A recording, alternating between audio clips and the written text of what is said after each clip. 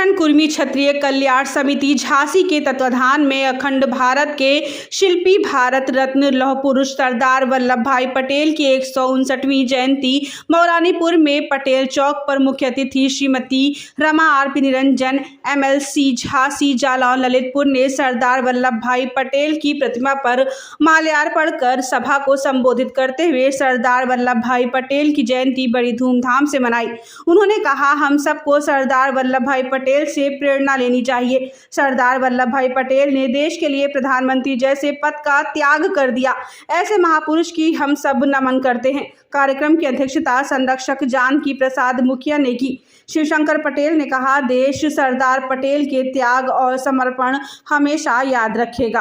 राष्ट्र के निर्माता अखंड भारत की और यही चाहते हैं कि मतलब ये पूरे हमारी जो समाज और अन्य समाज है जो आज सहयोग किया है, इसी तरह से वो हम लोगों का सहयोग करते हैं ताकि एक संदेश जाए क्षेत्र में कि हमें इस महापुरुष से देश सीख लेनी चाहिए कि हमारा देश अखंड रहे। मौरानीपुर के निवासियों को एकता और अखंडता की संदेश देना चाहता हूँ मैं कि सरदार पटेल ने पूरे देश को एक किया। तो सभी रियासतें 500 से अधिक जो रियासतें थी उनका एकीकरण किया और अखंड भारत का निर्माण किया।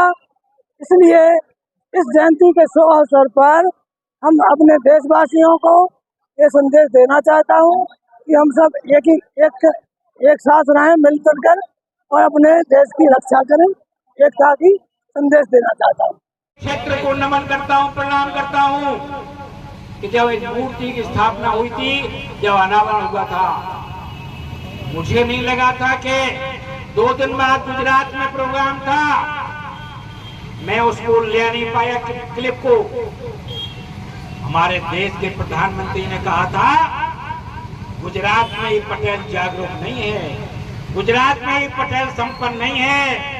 मेरे पार्टी की रमा निरंजन जो उत्तर प्रदेश के MLC हैं, उन्होंने 7 मूर्तियां लगाई हैं और आज हम 2 दिन बाद यहाँ खड़े हैं। बहुत ऐतिहासिक प्रोग्राम मौलानीपुर में। इस ऐतिहासिक प्रोग्राम की गूंज उत्तर प्रदेश में नहीं थी, पूरे भारत वर्ष में। कौन सा मीडिया था, नेशनल लेवल का हो चाहे यूपी लेवल का हो, जिसने मूर्ति का नाम को न छापा हो, उसको हाईलाइट न किया हो। लेकिन मैं तो एक यहाँ नेता बन के खड़ा हो गया। अस्वस्थ था, चल नहीं पा रहा था, गांव 2-4 गांव गए, लोगों ने कहा आप परेशान ना हो। मुझे आशा नहीं कि हमारी अस्वस्थता को देखे पटेल जी की मैं श्रद्धा देखते हुए जिस गांव से हम सोच रहे थे कि 50 लोग आएंगे, वहां से 500।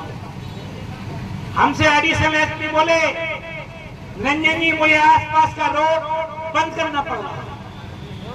हमने ऐसा क्या हो गया? बोले मैं नहीं समझ पाया। अगर हम पूरा रोड चालू रखेंगे तो यहाँ हम संभाल नहीं पाएंगे। मुझे आशा नहीं थी मैं इस मामले में कि यहाँ इतनी बड़ी संख्या पहुंचेगी।